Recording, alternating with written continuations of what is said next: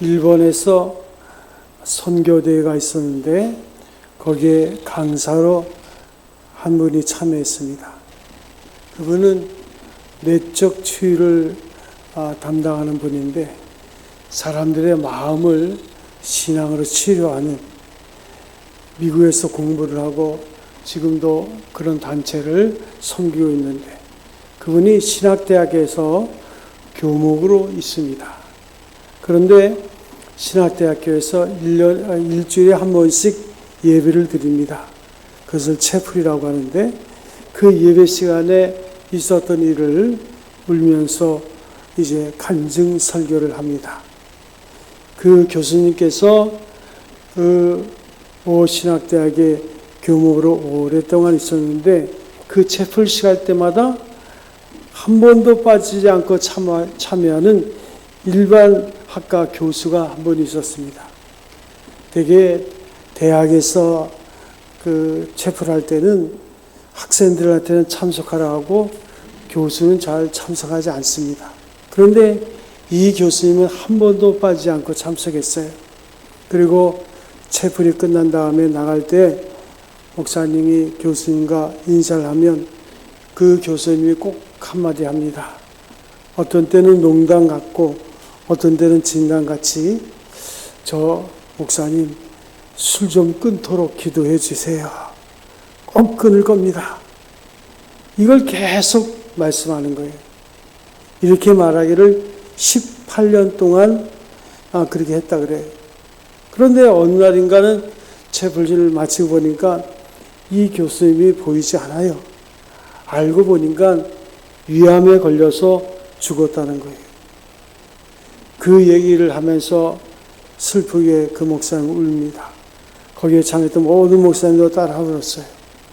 하찮은 술, 이것 하나 끊기가 이렇게 힘이 들어서 18년 동안 끊겠다 위해서 기도해 주세요 하면서도 못 끊고 술로 죽은 거예요. 이것이 바로 인간의 모습입니다. 여러분, 가슴에 손을 대고 한번 생각해 보세요. 내가 꼭 버려야 할 것이 있는데, 혹은 버린다, 끊어야 할 것이 있는데 못 끊는 것이 있습니다.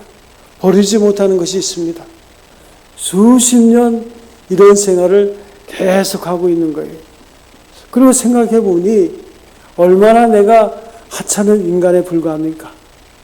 볼 것 없는 인간에 불과하고 이거 하나를 극복하지 못하고 이제 지금도 그렇게 살고 있는 거예요.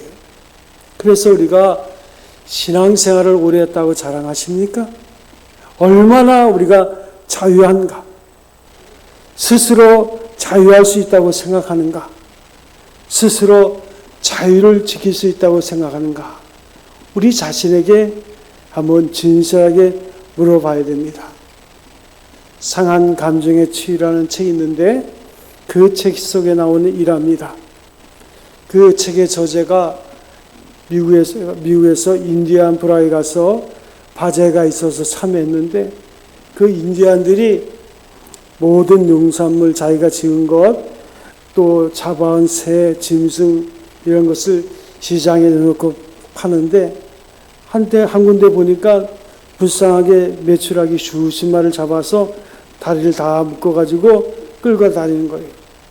그 똘똘한 메추라기가 끌려다니는데 그 저자가 볼 때 너무 불쌍하더래요. 그래서 인디안에게 돈을 주고 그 메추라기를 몽땅 다 샀습니다. 그리고 그 자리에서 풀어줬습니다.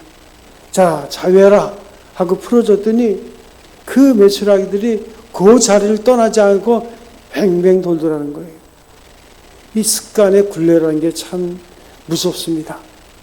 한번 습관에 붙잡히가 되면 거기서 벗어나지 못하는 거예요. 어찌 보면 본능처럼 우리의 삶에 자리를 잡는 거예요. 우리 인간의 모습도 그렇습니다. 무서운 습관이라는 것, 자기 습관에서 벗어나지 못하는 거예요. 그 습관이 되기까지는 한 번, 두 번, 세 번 반복하다가 결국은 그 습관을 주서 사는 거예요. 그래서 100만문짜리 습관이라는 그 책에 보면 인간은 95%가 습관의 결과로 산다 그랬어요. 우리가 어떻게 습관이 우리의 삶의 자리를 잡는 것을 잘 알잖아요. 생각이 바뀌면 말이 바뀌고, 말이 바뀌면 그 다음에 행동이 바뀌고, 행동이 반복되면 그 사람의 습관이 되는 거예요. 그래서 우리는 그 습관대로 행동하는 겁니다. 생각대로 산다 하는 것이 아니라 결국은 그 습관의 생각으로 반복되면서 오늘 사는 거예요. 그것이 우리의 성품이 되고 인격이 되고 체질이 되고, 그래서 결국은 나의 운명이 되는 거예요. 그러니까 습관이라는 것, 결국은 어떤 생각을 내가 했느냐, 그 생각이 결국은 나를 지배하게 되면 내 운명이 거기서 벗어나지 못하고 그것을 따라서 사는 거예요. 그래서 습관이 자리를 잡으면 생각할 필요도 없습니다. 오랫동안 반복하는 가운데 그대로 그렇게 살게 되는 거예요. 그래서 어떤 우리가 여러분들이 요즘 다들 보면 교회 보면 다 정치가예요. 그래가지고 나라가 어떻고 대통령이 어떻고 하지만 비판할 필요도 없어요. 우리가 가만히 보면 그 습관대로 그대로 하는 거예요. 여러분, 어떤 분이 화를 내기 시작하면 아무 생각 없이 화를 냅니다. 아무 일도 아닌 것에 화를 벌컥 내는데 가만히 보면 이게 습관이 된 거예요. 그리고 화를 내고는 아이고 나는 뒤끝이 없다고, 폭탄을 터뜨리려고는 뒤끝이 없다는 거예요. 왜 뒤끝이 없어요? 그 많은 사람들이 다 폭탄을 맞았는데 자기만 뒤끝이 없대. 그러면서도 자기도 내가 왜 이럴까? 내 나이가 벌써 몇 살인데 한데 결국 이미 굳어져가지고 우리 삶 속에서 이걸 벗어나지 못하고 그 습관대로 그냥 그렇게 사는 거예요. 괜한 고집만 피우고. 그래서 게으른 사람이 습관이 되고 나면 생각 없이 게으릅니다. 벗어나지 못합니다. 생각의 통제를 벗어나지 못한 행동, 무의식적인 거예요. 이게 얼마나 무서운 감옥이라는 것을 스스로 모르고 있다는 거예요. 그래서 제가 목회를 하다 보면 성도들의 이제 고민이 무엇일까 보면 이미 굳어져 있는 것, 참 이게 힘들죠. 그래서 제자훈련 할 때 보면 나이가 50이 넘으면 제자훈련 시키지 말라 그래요. 왜냐하면 그 50이 됩니다. 50이 넘으면 그에게 습관처럼 자리를 잡고 있는 것, 이걸 변화시킨다는 게 힘들다는 거예요. 여러분, 참된 자유라는 것은 스스로 얻어지는 것이 아닌가. 또 우리는 쟁취하면 된다. 아닙니다. 자유는 하나님이 우리에게 선물로 줘야 돼요. 이게 은혜입니다. 하나님의 은혜로 주셔야지만 우리가 자유할 수 있는 거예요. 요즘 초등학교 교사가 이제 학부모의 그 민원에 시달리다가 결국은 자살했잖아요.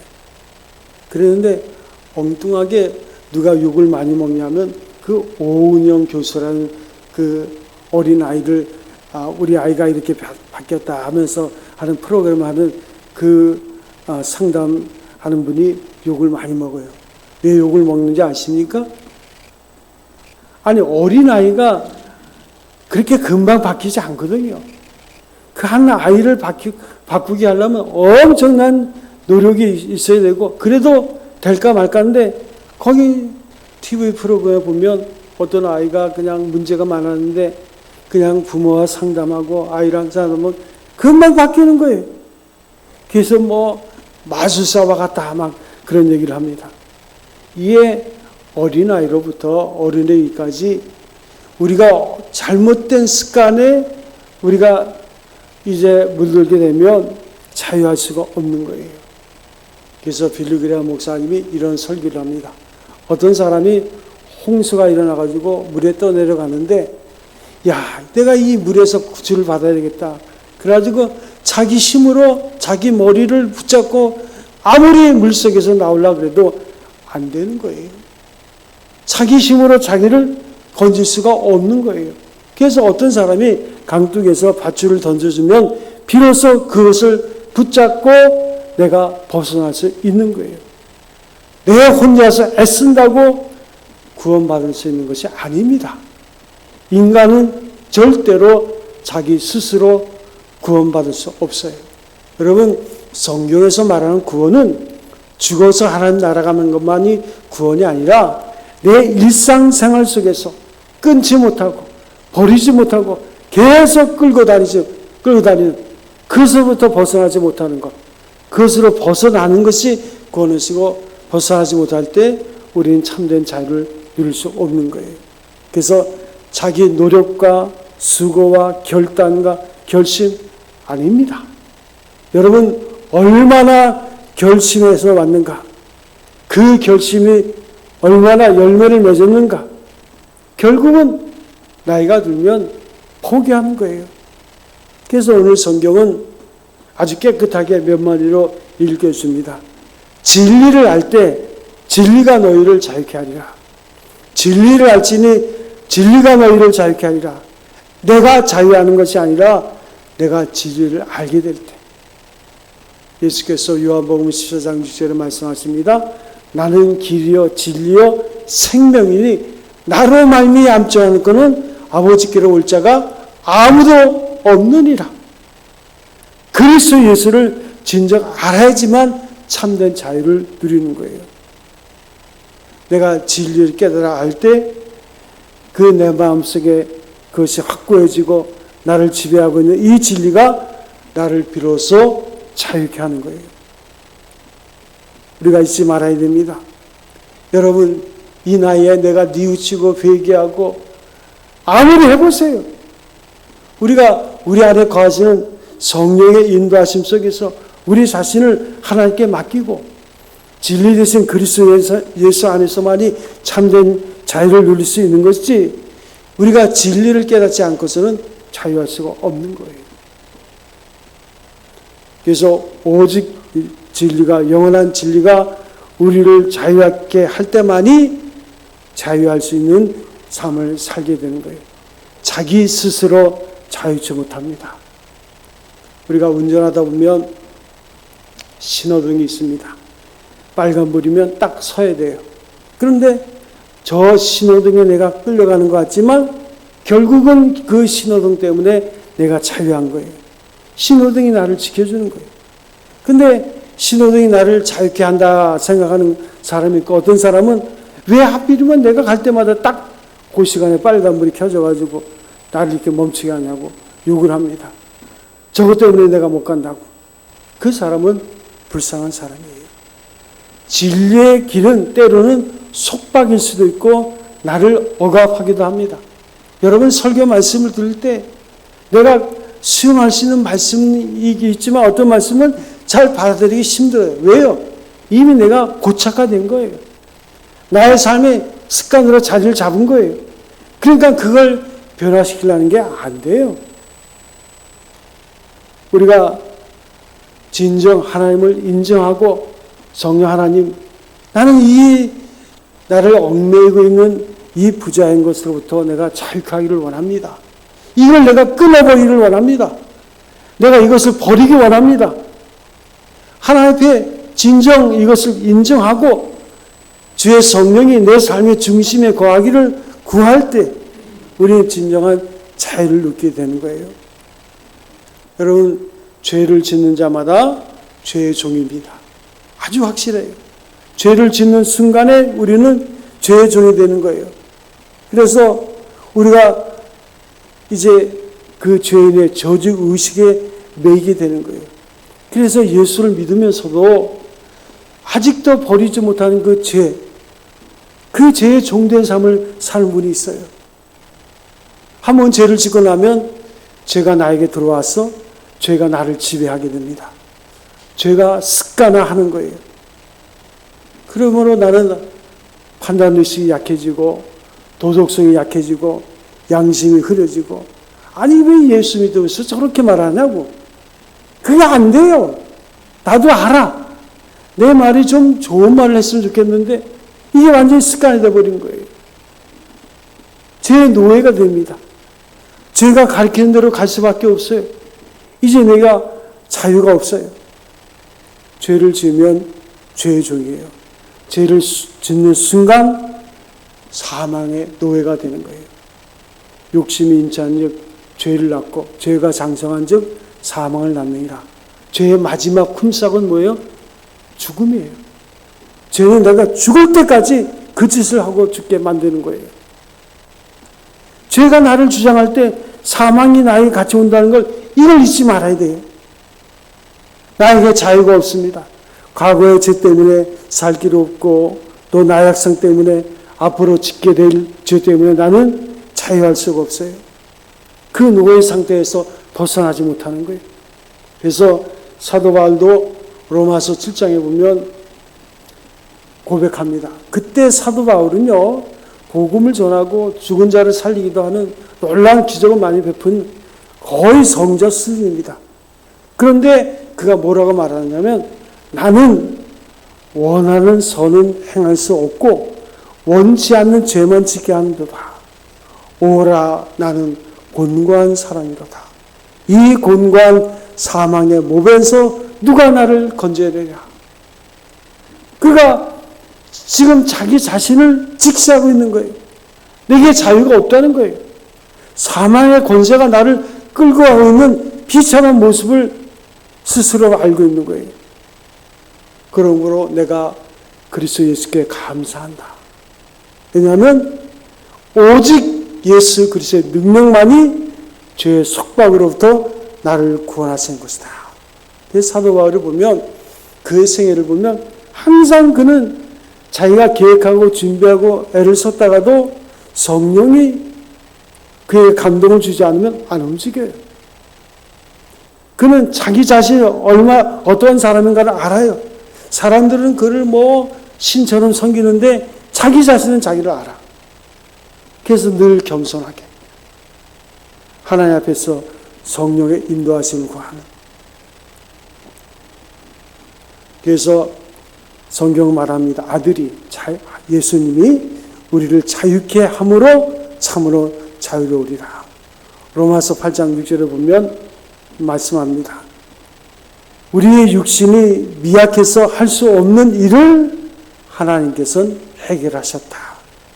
하나님께서 자기 아들을 죄된 육신의 모습으로 보내셔서 죄를 없애시려고 그 육신에다 죄의 선고를 내리셨다는 거예요. 그게 뭐예요? 십자가입니다. 그리스도께서 자유케 할 때만이 내가 자유롭다는 거예요. 그리스도로 인해서만 내가 자유로워진다는 거예요. 그래서 에브라함 링컨은 이런 말을 합니다. 가난한 사람은 자유인이 아니다 그랬어요. 이게 실제적인 얘기예요. 자, 내가 경제적으로 가난합니다.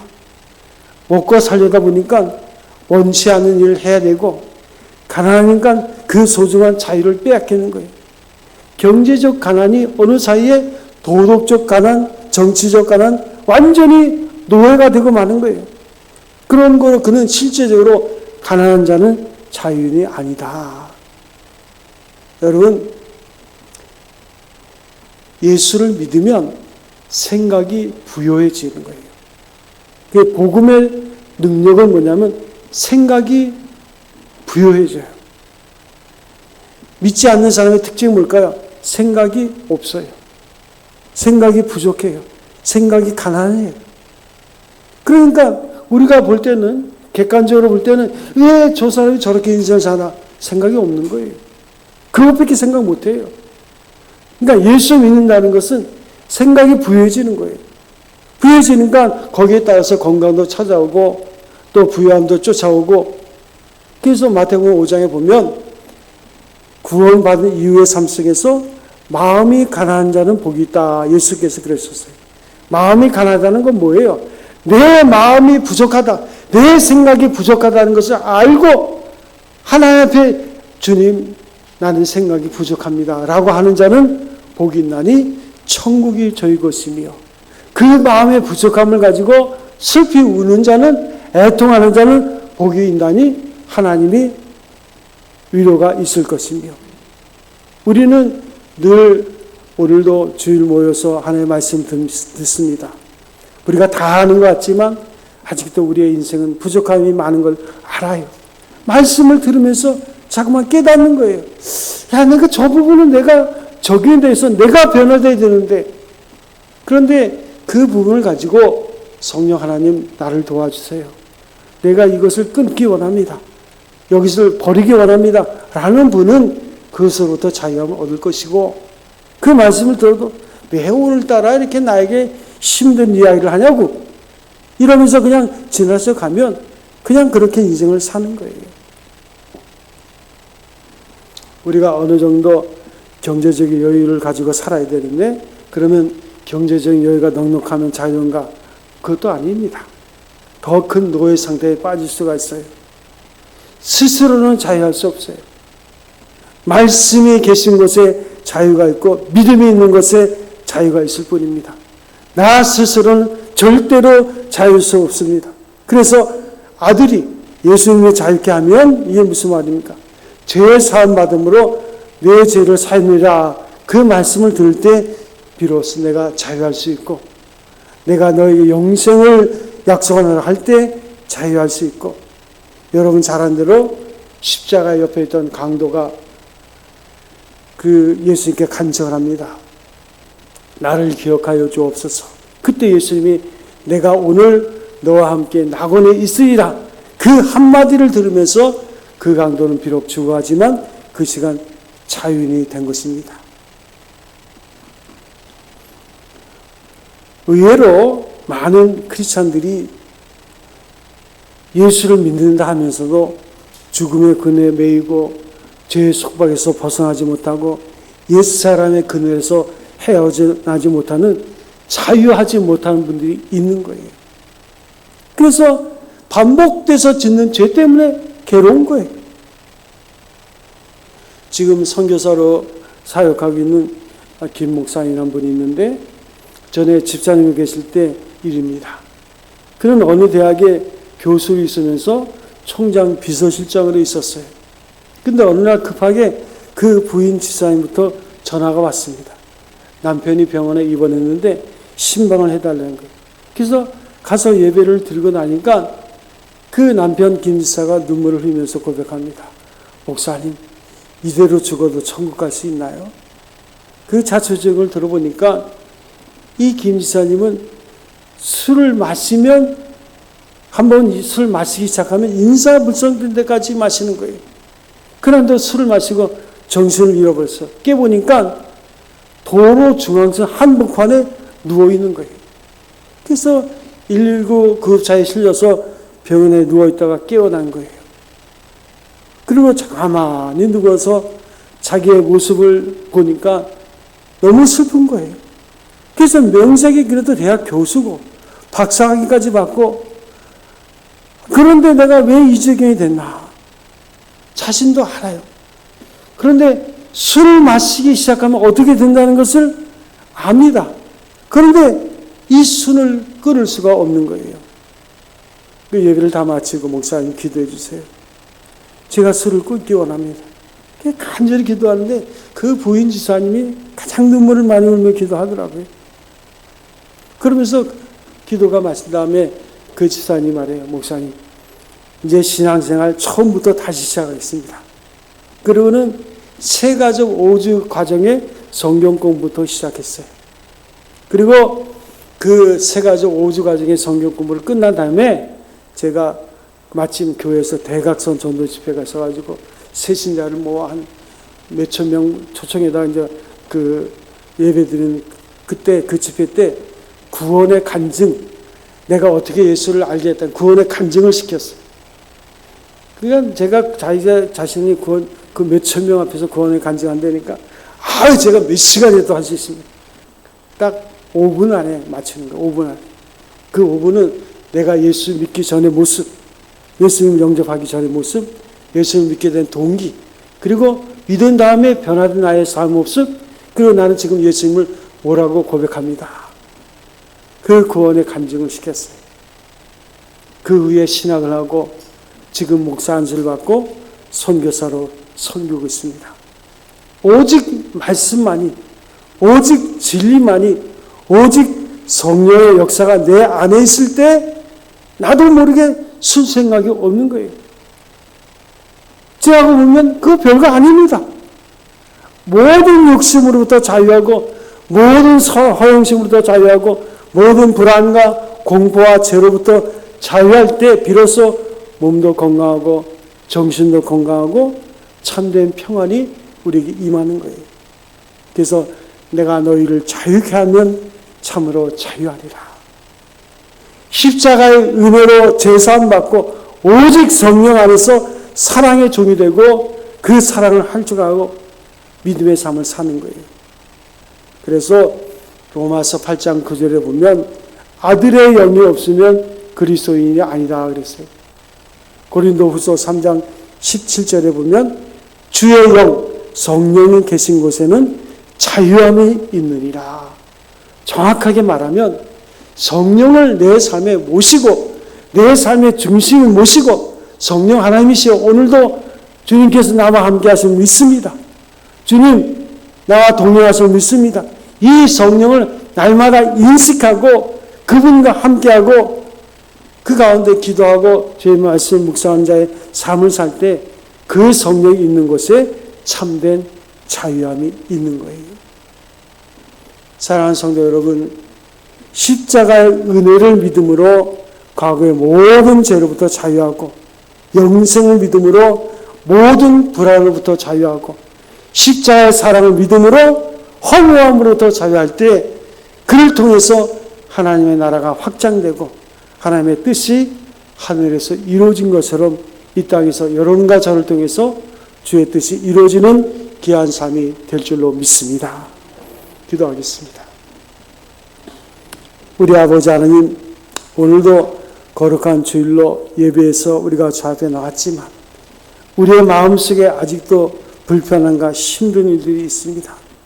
끊어야 될 것, 버려야 될 것을 버리지 못하고 끊지 못하고 여전히 내 의지나 결단으로 이렇게 해서는 안 되는데 하면서도 여전히 끌려다니는 삶을 살고 있지 않습니까?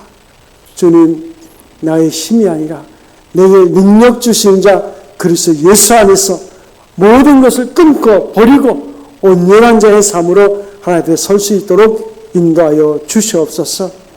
예수 그리스도의 이름으로 명할 때 악한 것이 우리를 떠나게 하여 주시옵소서. 사단의 권세로부터 자유함을 얻을 수 있도록 인도하여 주시옵소서. 아멘. 진리 되신 그리스도 예수 안에서 날마다 믿음으로 승리하는 우리의 삶이 되게 하여 주옵소서. 아멘. 감사하고 우리 주 예수님의 이름으로 기도합나이다. 아멘.